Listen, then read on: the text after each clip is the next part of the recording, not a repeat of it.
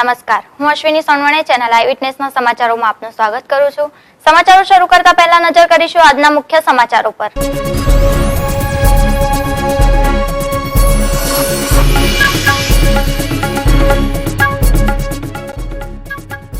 Ryan international સ્કૂલના વિદ્યાર્થીઓ ઝડક્યા. શાળાનો વિદ્યાર્થી નૈશિત પરમાર સુરત ટોપરમાં.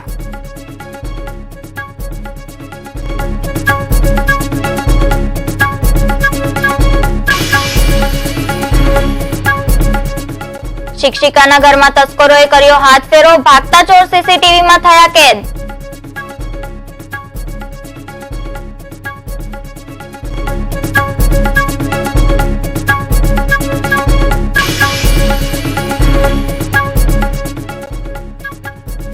સોમવારે ગુમ થયેલા 38 વર્ષના યુવકની લાશ ગઈકાલે સાંજે મક્કાઈ પુલ નદીમાંથી મળી આવી.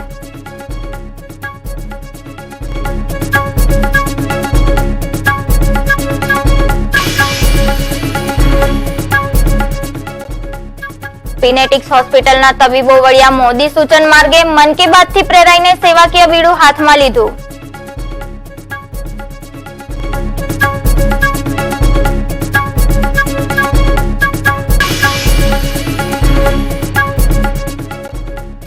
અને રાંદેર પાસેથી પોલીસે દેશી દારૂના જથ્થા સાથે 3 આરોપીઓને ઝડપી પાડ્યા.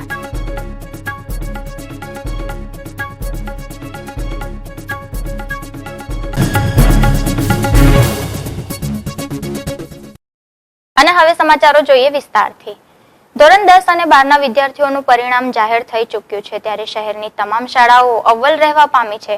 આજે સુરત ડુમસ રોડ પાસે આવેલ રાયન ઇન્ટરનેશનલ શાળાનું ધોરણ 10 અને 12નું પરિણામ 100% રહ્યું છે અને તેમાં નૈશત પરમાર સુરત ટોપરમાં આવેલ છે. દર વર્ષની જેમ રાયન ઇન્ટરનેશનલ સ્કૂલ બોર્ડનું પરિણામ શ્રેષ્ઠ 100% પરિણામ જાહેર થયું છે, જેમાં વિજ્ઞાન પ્રવાહમાં નૈશત પરમાર 97.2% પરિણામ લાવી સિટી ટોપરમાં પોતાનું આગવું સ્થાન પ્રાપ્ત કરી શાળાનું અને માતા પિતાનું નામ રોશન કર્યું છે. ધોરણ 12માં બંને પ્રવાહમાં કુલ 80 વિદ્યાર્થીઓ બેઠા હતા. તેમાં મેરિટમાં 25 વિદ્યાર્થીએ વિશેષ યોગ્યતા મેળવી પ્રથમ શ્રેણીમાં 21 વિદ્યાર્થીઓએ સ્થાન મેળવ્યું છે, જ્યારે બીજા વર્ગમાં 9 વિદ્યાર્થીઓએ સિદ્ધિ પ્રાપ્ત કરી છે. गुड मॉर्निंग, मैं Sandhya Shahji, principal from Ryan international school Dumas Surat. बहुत खुशी के साथ ये कह रही हूँ रायन का बहुत अच्छा रिज़ल्ट आया है. इस बार बोर्ड एग्ज़ाम्स में हमारा 100% स्कूल रिज़ल्ट आया है 10th स्टैंडर्ड और 12th स्टैंडर्ड दोनों में. और 12th स्टैंडर्ड में एक स्टूडेंट नैशत परमार ने साउथ गुजरात में टॉप किया है और 10th स्टैंडर्ड में 2 स्टूडेंट्स का फर्स्ट पोजीशन में 95% के साथ आया है. ओवरऑल 57 बच्चों का मेरिट क्लास आया है और फर्स्ट क्लास में भी अप्रॉक्स 50% स्टूडेंट्स का आया है. बहुत अच्छा रिज़ल्ट है और इस रिज़ल्ट के लिए मैं सभी स्टूडेंट्स और उनके पेरेंट्स को बधाई देना चाहूँगी. हमारे मैनेजमेंट की तरफ से भी सभी स्टूडेंट्स और पेरेंट्स को बधाई दी गई है. Thank you. मेरा क्लास 12 बोर्ड में ISC में मेरा 97.2% रिज़ल्ट आया है और मैं साउथ गुजरात रीजन में मेरा फर्स्ट नंबर है. मैं धन्यवाद देना चाहूँगा अपने पेरेंट्स को जिन्होंने मुझे हमेशा सपोर्ट दिया है, बढ़ावा दिया है.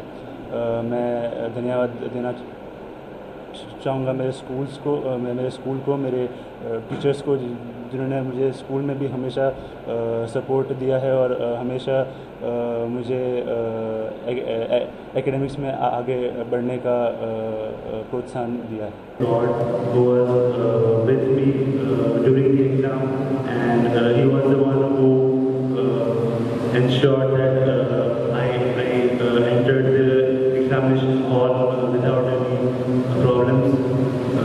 I like to thank my parents who were always supportive of me and always helped me during my hard times. I would also like to thank my chairman sir who gave me such a wide platform to show my talents. And at the end of this, I would like to thank my teachers who always supported me in the school and academically and always. ધોરણ 10ના વિદ્યાર્થી મોહિતી છાબરિયા અને રિક્કી પટેલ 96% સાથે પ્રથમ સ્થાન પ્રાપ્ત કર્યું. દરેક વિદ્યાર્થીઓએ પોતાની સફળતાનો શ્રેય શિક્ષકોના સતત માર્ગદર્શન અને સહયોગ, માતા પિતાનો વિશ્વાસ અને પોતાની મહેનત અને આત્મવિશ્વાસને આપ્યો હતો. કેમેરામેન સોહન પટેલ સાથે તુષાર શાહ, ચેનલ આઈ વિટનેસ, સુરત. પીપલોદ ખાતે આવેલી સારુનગર સોસાયટીમાં રહેતા અને આવવાની એક શાળામાં શિક્ષિકા તરીકે ફરજ બજાવતા નીતાબહેને મગનભાઈ પટેલના ઘરમાં તસ્કરોએ હાથફેરો કર્યો હતો. નોંધાવેલી ફરિયાદ મુજબ તારીખ 27મી સવારે 11:30 વાગે તે પોતાના પરિવાર નવસારી નજીક આવેલા વતન ગયા હતા. રાત્રે 10:30 કલાકે પરત ફર્યા હતા. ત્યાં સુધીમાં બંધ મકાનમાં નકુચા તોડી તસ્કરો ચોરી કરી ફરાર થઈ ગયા હતા. ઘરેણા અને રોકડ રકમ મળી કુલ 3.75 લાખની મત્તાની ચોરી કરી ગયા હતા. જોકે તસ્કરો સીસીટીવીમાં કેદ થઈ ગયા હતા. પોલીસે સીસીટીવી આધારે તપાસ હાથ ધરી છે. બ્યુરો રિપોર્ટ, ચેનલ આઈ વિટનેસ, સુરત.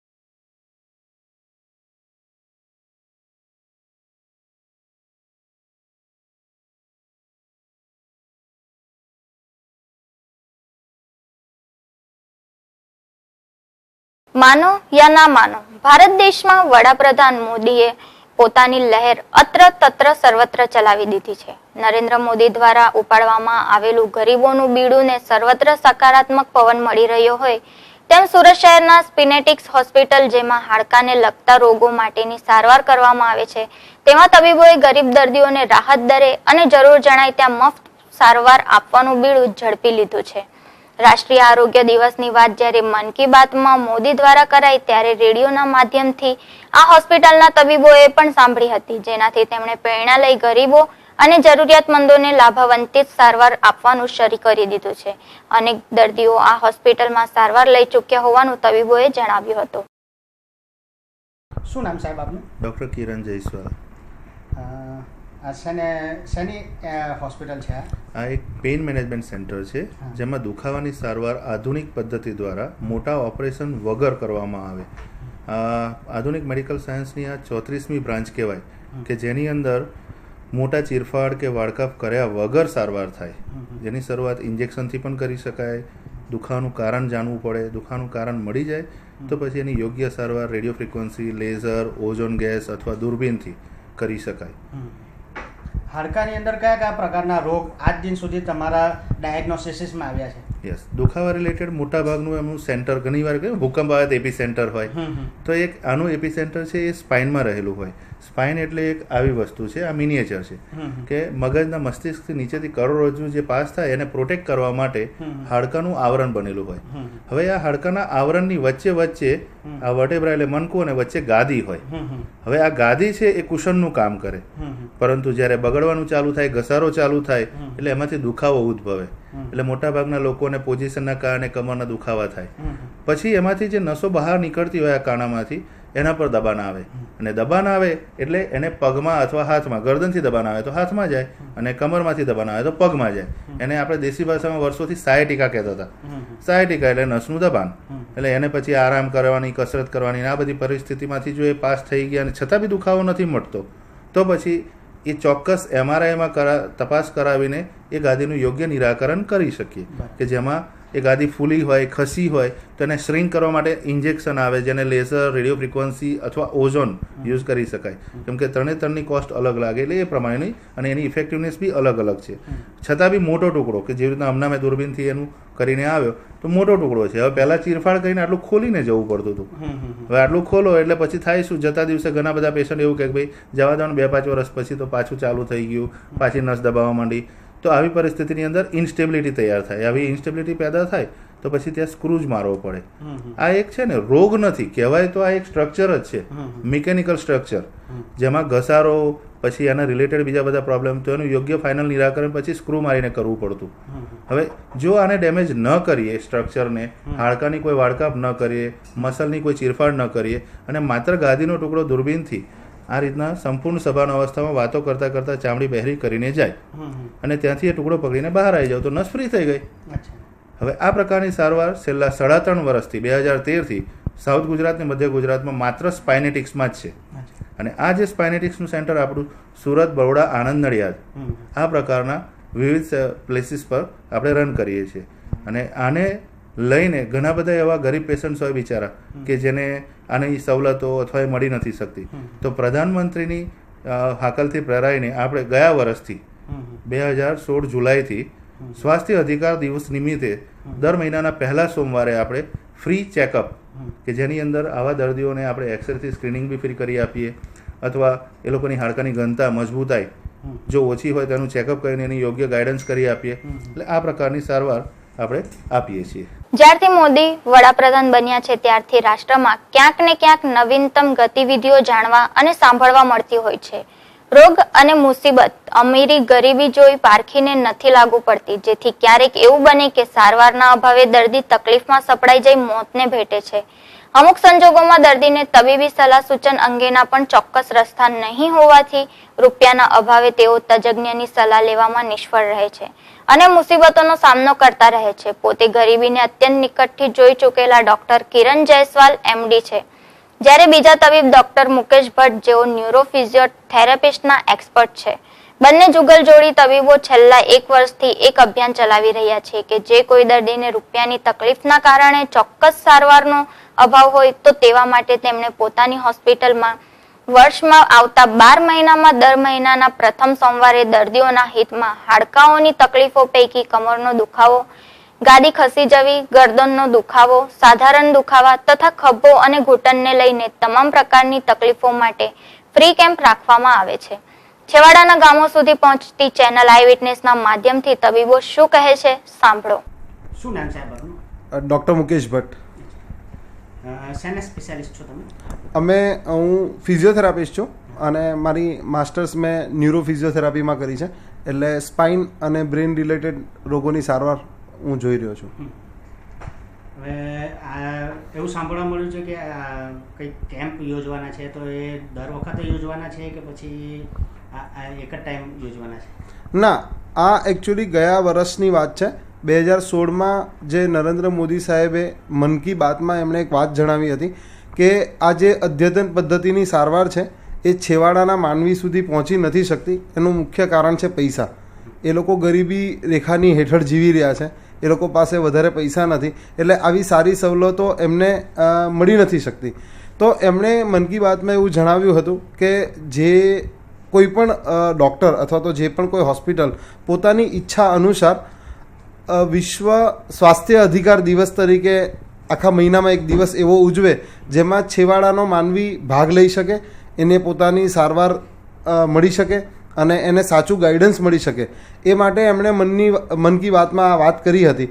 તો જેનાથી પ્રેરાઈને અમે લોકોએ શરૂઆતમાં અમે પણ 9 તારીખે જ આ કરતા હતા, સ્વાસ્થ્ય અધિકાર દિવસ ઉજવતા હતા. પણ હવેથી અમે એવું નક્કી કર્યું છે કે દર મહિનાના પહેલા સોમવારે કોઈ પણ દર્દી, કોઈ પણ છેવાડાનો માનવી આનો લાભ લઈ શકે. અને આ કેમ્પમાં અમે કન્સલ્ટેશન, જરૂર પડીએ એક્સરે સ્ક્રીનિંગ, બોડી કોમ્પોઝિશન્સ અને હાડકાની મજબૂતાઈ માપવાનું BMD મશીન, આ બધી સવલતો ટોટલ નિઃશુલ્કપણે અમે આપીએ છીએ. સાહેબ, હવે જ્યારે તમે છેવાડાના દર્દીઓની વાત કરો છો, માણસોની વાત કરો છો, તો ઘણા લોકોના મગજમાં એવી ગ્રંથિ હોય છે કે એસી ઓફિસ હોય, મોટા સાહેબ હોય, તો એમની પાસે જઈશું તો, કારણ કે ઘણા એવા કિસ્સાઓ બને છે. હું નથી કહેતો, કિસ્સા એવો કહે છે કે ભાઈ અમારી પાસે વધારે ફી લઈ લેશે, અમારથી પહોંચી નહીં વરાશે, તો એને લઈને તમારી કેવી તૈયારી રહેશે? કારણ કે ગરીબ છે, રોગ જે છે, બીમારી જે છે, તે કોઈ પણ અમીર કે ગરીબીને જોઈને નથી આવતી. તો તમારી કેવી તૈયારી રહેશે આ બાબતે? હા, એટલે આમાં કેવું છે કે ડૉક્ટર અથવા તો હોસ્પિટલ એનું લોકેશન કેવું છે અથવા તો એની અંદરનું એમ્બિયન્સ કેવું છે ને એના ઉપર પેશન્ટની માનસિક સ્થિતિ નિર્ભર કરતી હોય અને પછી ડૉક્ટરનો સ્વભાવ નિર્ભર કરતો હોય. તમારી ઓફિસ અથવા તો એ એસી હોય કે ન હોય એ પછીની વાત છે, પણ અંદર આવ્યા પછી જો પેશન્ટને એક મનની શાંતિ થતી હોય ને તો એને એક એવો આધાર મળે કે અહીંયા મારી ટ્રીટમેન્ટ સારી થશે અને મને સારું થશે.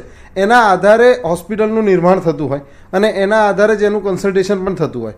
હવે રહી વાત પૈસાની, તો પૈસાને કારણે આજ સુધી સ્પાઇનેટિક્સ એટલે કે અમારી હોસ્પિટલમાં કોઈ પણ દર્દીની ટ્રીટમેન્ટ અટકી નથી ને અટકવાની નથી. એનું મુખ્ય કારણ એ છે કારણ કે અમે રોગને અથવા તો દુખાવાને જેમ મૂળથી પકડીએ છીએ એમ અમે વ્યક્તિના પણ મૂળને પકડવાની કોશિશ કરીએ છીએ.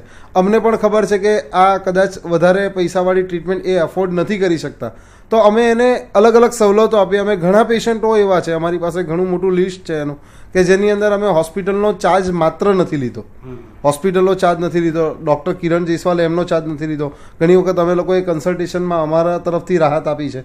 આવા ઘણા બધા દર્દીઓ છે. એટલે પૈસાને કારણે તો અમે ટ્રીટમેન્ટ અટકવા જ નથી દેતા. સવાલ અહીંયા ખાલી એટલો જ ઊભો થાય છે કે વ્યક્તિ ટ્રીટમેન્ટ માટે રેડી થાય છે કે નહીં, એને સારા થવું છે કે નહીં. જો એને સારા થવાની તૈયારી છે તો એને સારા કરવાની તૈયારી અમારી પણ છે. બટ સાહેબ બીજી એક વાત કે આ ચેનલમાં આ ન્યૂઝ ચાલશે પછી એમ તો જો કે આખું સાઉથ ગુજરાત જોશે એક સાથે, જે બી ચેનલ ચાલુ કરીને બેસે આપના મેસેજ એ છેવાડાના ગામ સુધી પહોંચવાના છે. પણ તેમ છતાં આપણે ખાલી સુરત જિલ્લાની વાત કરીએ. ઓકે, કોઈ વ્યક્તિ કોઈ સામાન્ય કેમ્પ રાખે અને આપશ્રીને ત્યાં બોલાવે માર્ગદર્શન માટે, શું સમય કાઢીને આપ જઈ શકશો ખરા? અમે આખા વર્ષની અંદર એવું કહી શકાય કે 50 કરતાં પણ વધારે કેમ્પ રૂરલ એરિયામાં કરતા હોઈએ છીએ. અમે પોતે જ જઈએ છીએ. દાખલા તરીકે બારડોલી, વ્યારા, નવસારી, વાંસદા, બિલીમોરા, વાપી, વલસાડ, આવા ઘણી જગ્યાએ અમે ઓલરેડી કેમ્પ કર્યા જ છે. જસ્ટ હજી હમણાં 1 મહિના પહેલાં જ અમારા કેમ્પ ઘણા બધા પૂરા થયા. અમે આવા કેમ્પ કરતા જ હોઈએ છીએ. એટલે કોઈ વ્યક્તિ એરેન્જ કરે અને અમને બોલાવે તો અમને કોઈ વાંધો નથી સેવામાં. ફરક એટલો છે કે એ ચાલુ દિવસ ન હોય તો વધારે સારું અમારા માટે. રવિવાર હોય અને અગાઉથી જાણકારી આપી હોય તો અમે ડેફિનેટલી જઈ શકીએ, અમને કોઈ વાંધો નથી. નવી સિવિલ હોસ્પિટલના ટ્રોમા સેન્ટરમાં મેડિકલ ઓફિસરે એક પોલીસ કોન્સ્ટેબલને 3 કલાક બેસાડી રાખી ચા પીવડાવે તો જ પીએમ નોટ આપવું કહેતા ભારે હોબાળો મચી ગયો હતો. વાત તૂતુ મેમેથી શરૂ થયા બાદ ઉગ્ર બનતા ટ્રોમા સેન્ટરમાં ચર્ચાનો વિષય બન્યો હતો. ખટોદરાના પોલીસ કોન્સ્ટેબલે મેડિકલ ઓફિસર વિરુદ્ધ આરએમઓને ફરિયાદ કરતા કોન્સ્ટેબલને હાથ પકડીને જબરદસ્તી ચેમ્બરમાં લઈ જવાયો હતો. જોકે મેડિકલ ઓફિસરે આ ઘટનાને વખોડી કાઢી હતી. મહિપતસિંહ છેલ્લા 3 દિવસથી પીએમ નોટ માટે ધક્કા ખાઈ રહ્યા છે. મંગળવારની સાંજે તેઓ ડોક્ટર શર્માની ડ્યુટીમાં પીએમ નોટ લેવા સિવિલ આવ્યા હતા. ત્યારબાદ તેમણે પોતાની કારમાંથી પીએમ નોટના બંડલમાંથી પોતાના પોલીસ સ્ટેશનની પીએમ નોટ શોધી લેવા જણાવ્યું હતું.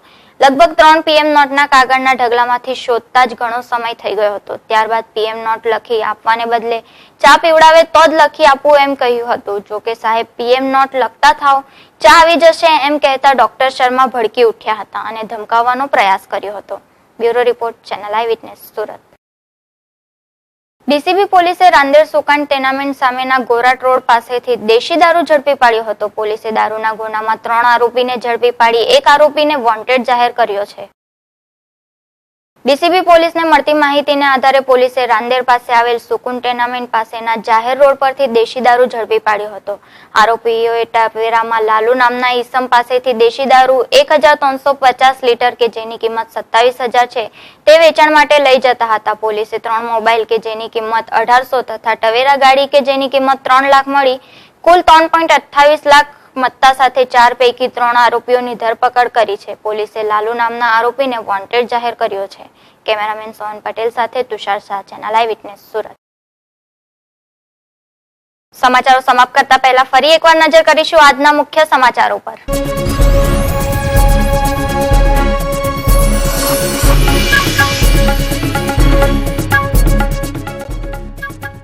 રાયન ઇન્ટરનેશનલ સ્કૂલના વિદ્યાર્થીઓ ઝળક્યા. શાળાનો વિદ્યાર્થી નૈશિત પરમાર સુરત ટોપરમાં.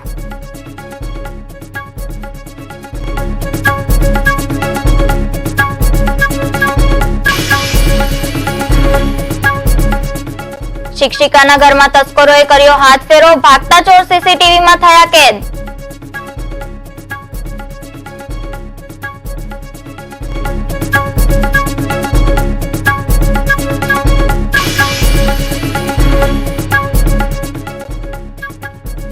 સોમવારે ગુમ થયેલા 37 વર્ષના યુવકની લાશ ગઈકાલે સાંજે મક્કાઈ પુલ નદીમાંથી મળી આવી.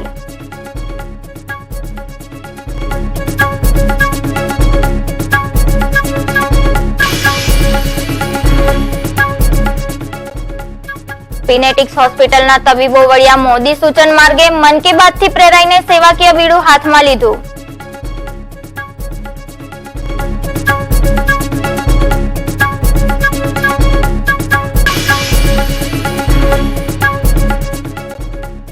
અને રાંદેર પાસેથી પોલીસે દેશી દારૂના જથ્થા સાથે 3 આરોપીઓને ઝડપી પાડ્યા.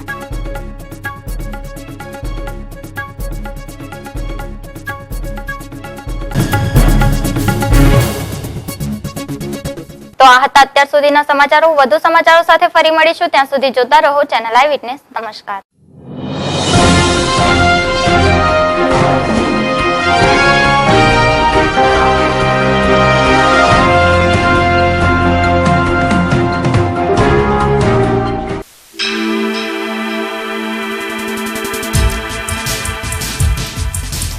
Eyewitness, eyewitness, eyewitness, eyewitness.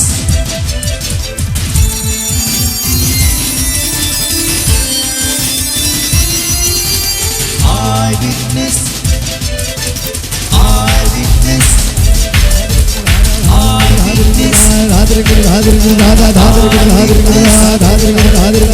eyewitness.